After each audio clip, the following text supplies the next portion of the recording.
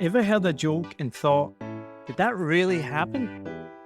My name's Neil Mackay, host of a Vietnam podcast and a comedian.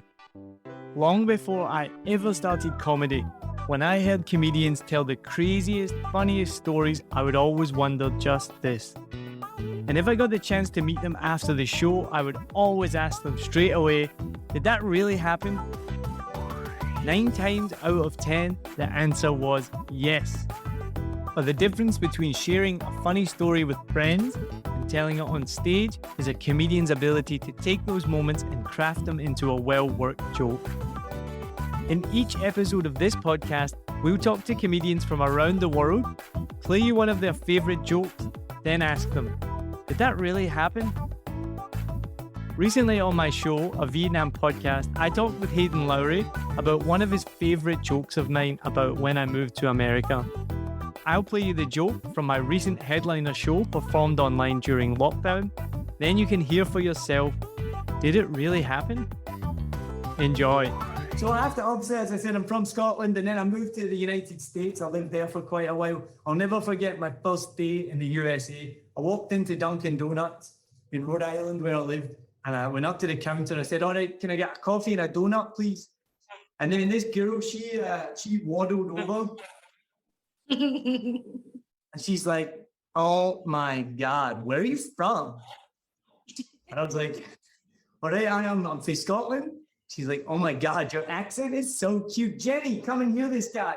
So then Jenny waddles over as well. Jenny's like, say it again, say it again. I was like, all right, can I get a coffee and a donut, please? I made it even more Scottish. And this girl was like, oh my God, that's so cute. Here's my number, give me a call. I was like, the rumors are true about American girls. They love an accent. I was like, this is going to be amazing living here. It's just going to be like, woo, woo, woo, just numbers getting thrown at me, you know? So later on that day, I went into the pharmacy, CVS, for any Americans here. I saw this girl. She had blonde hair. She had big, beautiful eyes. I walked up to her. And I was like, right, this is it. So I was as Scottish as I could be. I was like, all right, how are you doing, dog? You want to come out with me for a wee drink? I'll take you on a date tonight. How's that? Sounds a good idea, right? And she looked at me kind of confused, and she was like, I'm sorry, I don't date guys that don't speak English. You won't be reading the news anytime soon, but it's nothing. When I lived there, I thought it was quite good. I think it was better. Obviously, when I lived there, I thought I could put on a pretty good one. Although my wife is American, and she's just like, no, it's terrible. No, you can't. Yeah, she's like, stop. You totally you're reminding me now of one of my favorite bits from you, the one where you talk about like going to America and everybody thinking you're so exotic because of your accent. I think is it the bit, and I still tell this joke where I go to Dunkin' Donuts and the girl, is like super anxiety. Yeah, that one. I use that like literally at my headliner show on Saturday. I love it. Still gets it. So it's one of these jokes. I love it because, like most jokes, it's based in truth, but then I've distilled it down into like a short 3-line joke. Yeah. So the reality was that did pretty much happen, and I would go to Dunkin' Donuts. I lived in Rhode Island, which is tiny. Then I lived in a town called Wakefield, which is outside of Narragansett, so tiny little town, right? And every time I went to Dunkin' Donuts, not every time, but often, the girl would be like, oh my God, where are you from? Wow. Oh, your accent's so cute. And it would happen many places, not just Dunkin' Donuts. But I lived there for like 4 years. So by the end, it got really, really tiring. Like, I don't tell this in the joke, but like, you'd be like, I just want my coffee and a donut. Like, I don't want to have this conversation. Like, yep, I lived here 4 years. I'm from Scotland. I work at the summer camp down the road. Can I now just please get my coffee and my coffee? Yeah, you know what I mean? So I've distilled it down into a joke. And then the punchline is that I try and chat up this other girl, this blonde girl that worked in the pharmacy. And again, that's like kind of true. There was this like blonde girl who worked in a pharmacy, but it was like a real slow thing. Like I would just make excuses to go in and like try and chat her up, and it never went anywhere. And I never got a date with her. I don't even think I ever got her phone number. But in the joke, I make it that I go in and I ask her for her number with my Scottish accent, thinking it's going to be easy. And then she looks at me and she's like, I don't date guys that don't speak English. I just love that your wife heckles you when you tell that joke now. That's what, to be honest with you, it's one of those things I really love of going to watch your stand up because you tell these kinds of jokes where the humor is based in your lived experiences, those fish out of water situations that you found yourself in due to, having married somebody from another country. Yeah. And she has such a good sense of humor that she, I guess she comes to every one of your shows. No, She tells them all. it's amazing. And for me, I just enjoy her heckling you at this point. And he's like, I've heard the joke too several times. I know where you're going with it. Yeah. And she's got fresh material every single time. Well, so what happened with that joke was, so I did the punchline of, so it kind of goes, I asked her, the girl in the pharmacy with the blonde hair. She said no. So I called the girl from Dunkin' Donuts who gave me a number, and it completely fell flat. Nobody joked, nobody laughed. I was like, all right, that didn't work. And she was there, and I went, and she's here tonight, my wife, Adri. And that got like the fucking biggest laugh. And she was like, no, I don't like that. You can't. Now everyone thinks, and it's because not everyone knows who she is. She's like, people are going to think, not that there's wrong with being a fat person that works in Dunkin' Donuts, but my wife, she's beautiful, fit young lady. And she's like, people who don't know me now think that your wife is some fat blimp from Dunkin' Donuts. Can you stop saying that? And I was like, yeah, but it gets a massive laugh. Like, it's funny. So I did keep doing it. But which is exactly why she heckles you. But I have dropped it a bit now. But she even heckled me on Saturday night. We did the online show. And I don't know if you saw on Facebook, I just posted on the gram, like in one of these reality versus kind of Zoom shows. So if you watch it on Zoom, you can just see me and there's a background as a curtain and it looks pretty good.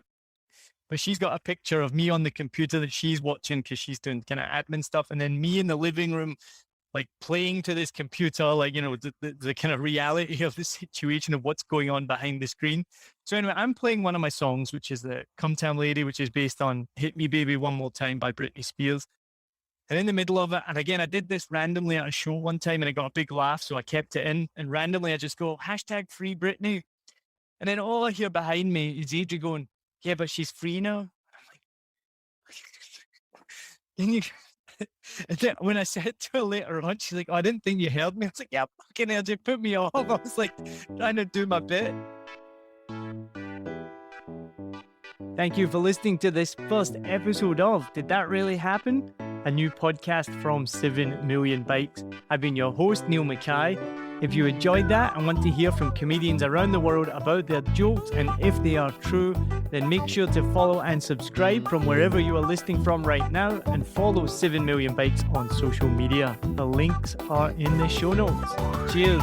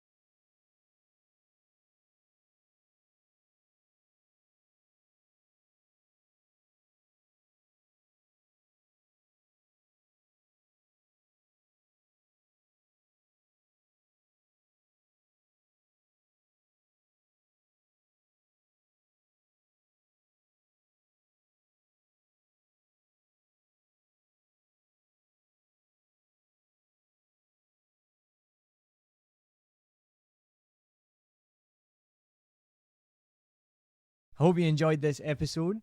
If you're like me, you may use your laptop at places where you have to use public Wi-Fi. This opens you up to digital snoopers. It's a massive problem. It can be your internet service provider, or you know who, looking at what you do online, or a cyber criminal trying to steal your bank passwords or credit card info, or even a hacker at the next table trying to steal your sensitive data. These days, it is vital that you keep your data safe. NordVPN keeps all of these snoopers away. It makes your internet activity private, protects you from accessing dangerous websites that are phishing for your data, and lets you enjoy your favorite content securely, even while away from home. And it's easy to use, even I could use it. I've actually been using NordVPN for years now here in Vietnam, and I'm excited to be an affiliate partner with them. I've used NordVPN to watch Netflix, BBC, Disney Plus with ease, and I also know that my information and data are safe from prying eyes, whoever they may be. Join now and you'll get 68% off and 3 months free when you go to my link, nordvpn.com/SMB. Just again, for those hard of hearing, nordvpn.com/SMB.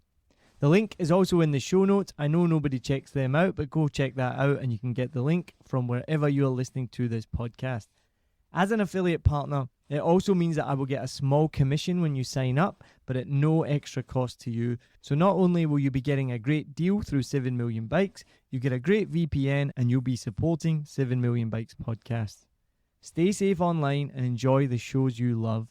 Any questions, just let me know. You know how to get in touch with me. And thanks for listening to this show. Cheers.